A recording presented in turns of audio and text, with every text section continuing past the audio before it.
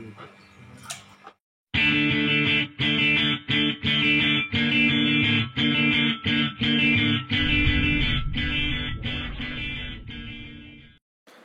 guys, ketemu lagi di channel saya, channel Ayah Julfikar. Untuk kalian yang baru pertama kali menemukan channel ini, bantu like and subscribe ya di bawah ini. Dan jangan lupa loncengnya dihidupin juga, agar kami terus bersemangat melakukan konten-konten yang berkualitas, bermanfaat untuk kalian semua. Terima kasih, gratis. Baik, pertama-tama saya akan menjelaskan apa itu biobol. Bagi Anda, para pemelihara koi, tentu tidak asing lagi dengan biobol. Benda ini ringan yang terbuat dari plastik. Dipercaya sangat ampuh digunakan sebagai salah satu komponen media dalam sistem filtrasi. Mengapa diberi nama biobol? Yang jelas karena bentuknya yang bulat seperti bola-bola yang digunakan sebagai media dalam sistem filter biologi. Lalu, apa itu sistem filter biologi? Sistem filter biologi adalah sebuah cara yang digunakan untuk menjaga kualitas air dengan memanfaatkan proses mekanisme alamiah. Yang dimaksud dengan alamiah adalah dengan memanfaatkan mikroorganisme atau bakteri yang tersedia secara alami. Untuk memahami bagaimana filter biologi, Anda dapat menyaksikan skema filter yang ada di gambar berikut. Kemudian saya akan jelaskan jenis biobol. Biobol bisa diperoleh dengan mudah, terutama di tempat penjualan ikan hias atau koi. Beberapa jenis biobol yang ada di pasaran antara lain seperti gambar berikut ya. Bentuk biobol yang tersedia di pasaran sangatlah beragam. Namun demikian, meski secara tekstur fisik berbeda, namun pada prinsipnya adalah sama, yaitu memiliki rongga di sekelilingnya. Tentu ada yang bertanya, untuk apa rongga-rongga pada biobol? Yakni untuk bersemayamnya bakteri-bakteri baik untuk mencerna hasil dari nitrat tersebut ya. Fungsi biobol sejatinya diciptakan sebagai tempat tinggal atau rumah bagi bakteri yang menguntungkan. Bakteri yang menguntungkan adalah bakteri yang berperan untuk mengurai amoniak, zat yang berbahaya bagi koi, menjadi nitrit dan nitrat yang tidak lagi berbahaya bagi koi Anda. Bakteri itulah yang dikenal dengan bakteri nitrifikasi. Lebih jelasnya, bakteri nitrifikasi adalah kelompok bakteri yang mampu menyusun senyawa nitrat dari senyawa amonia. Kelompok bakteri ini bersifat kemololitrop karena menggunakan senyawa nitrogen inorganik sebagai dalam siklus hidupnya. Metabolisme senyawa nitrogen ini memerlukan senyawa karbon dioksida sebagai sumber karbonnya yang diikat dalam siklus Kelvin. Dan biobol bukanlah media yang digunakan untuk menyaring partikel atau kotoran, namun berfungsi sebagai rumah bakteri ya. Pada umumnya, bakteri nitrifikasi bersifat non-motil, tidak dapat bergerak, sehingga cenderung untuk melekat pada permukaan atau benda yang ada sekelilingnya. Bakteri nitrifikasi berkembang biak maksud saya dengan cara membelah diri, tetapi tidak dapat membentuk spora. Dengan demikian dapat disimpulkan bahwa bakteri nitrifikasi memiliki sifat membentuk koloni, menempel di sekeliling benda yang ada, tidak dapat bergerak, artinya memerlukan tempat untuk tinggal. Dengan mempertimbangkan sifat-sifat tersebut, maka biobol sangat ideal digunakan sebagai tempat persembunyian atau rumah bagi bakteri nitrifikasi. Jadi, biobol bukanlah media yang digunakan untuk menyaring partikel atau kotoran, namun berfungsi sebagai rumah bakteri ya. Bagaimana dan di mana biobol digunakan? Sebagian besar bakteri nitrifikasi berada di permukaan air.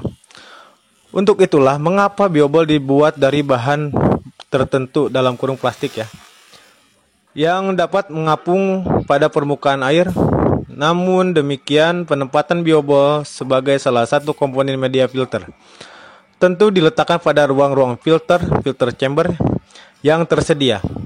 Untuk memudahkan perawatan, biobol sebelum dipasang luar filter terlebih dahulu dimasukkan ke dalam kantong-kantong plastik berbahan jaring sebagaimana pada gambar berikutnya. Banyak yang bertanya, di ruang filter mana sebaiknya biobol dipasang? Untuk menjawabnya, maka tentu tak lepas dari sistem filter yang digunakan. Bila Anda menggunakan perhubungan sistem filter mekanik, kimia, dan biologi, maka sudah barang tentu biobol adalah merupakan bagian dari sistem filter biologi. Oleh sebab itu, tempatkan biobol pada segmen filter biologi di ruang filter Anda. Contoh skemanya pada gambar berikut ya. Sekedar tambahan informasi bahwa proses nitrifikasi, yaitu ketika bakteri mengurai amonia menjadi nitrit dan nitrat, memerlukan kadar oksigen yang cukup. Oleh sebab itu, tambahkan aerasi pada ruang-ruang filter biologi Anda, terutama bila bak filter Anda tertutup rapat. Banyak yang lupa atau tak menyadari bahwa dengan menutup bak filter dengan blok semen, maka pasokan oksigen ke ruang filter akan jauh berkurang, sehingga mengakibatkan proses nitrifikasi tidak optimal. Mengapa memilih biobol? Banyak sekali jenis media yang bisa digunakan dalam proses filter biologi sekalian biobol. Antara lain ada jet mat, brush atau sikat, ada Katniss, ada Lavarrock, Crystal Bio, Biohome, dan lain-lain. Memang beberapa media tersebut dinilai lebih bagus daripada biobol karena memiliki rongga yang lebih banyak, yaitu Katniss, Crystal Bio, dan Biohome. Namun, dari segi harga, sangatlah mahal dibandingkan dengan harga biobol. Oleh sebab itu, maka banyak para pemilik kolam koi cukup memanfaatkan biobol sebagai salah satu komponen medianya. Apakah biobol cukup efektif digunakan? Ya, asalkan Anda tahu bagaimana cara menggunakan dan seberapa banyak butiran biobol yang diperlukan untuk kolam Anda. Dalam jumlah tertentu, biobol yakni cukup efektif digunakan sebagai rumah atau tempat tinggal koloni bakteri nitrifikasi yang bermanfaat untuk mengurai amonia menjadi nitrit dan nitrat. Kebutuhan biobol sebagai media filter. Banyak yang keliru dalam menafsirkan penggunaan biobol ini. Mereka hanya memperkirakan saja dan tak pernah menghitung dengan tepat. Beberapa banyak sesungguhnya yang diperlukan untuk sebuah kolam koi. Mungkin kurang pengetahuan atau merasa tak perlu. Jika Anda ingin mengetahui lebih lanjut kapasitas biobol, Anda dapat membaca ulasan berikut ini. Sebagai diketahui, biobol diciptakan sebagai rumah bakteri.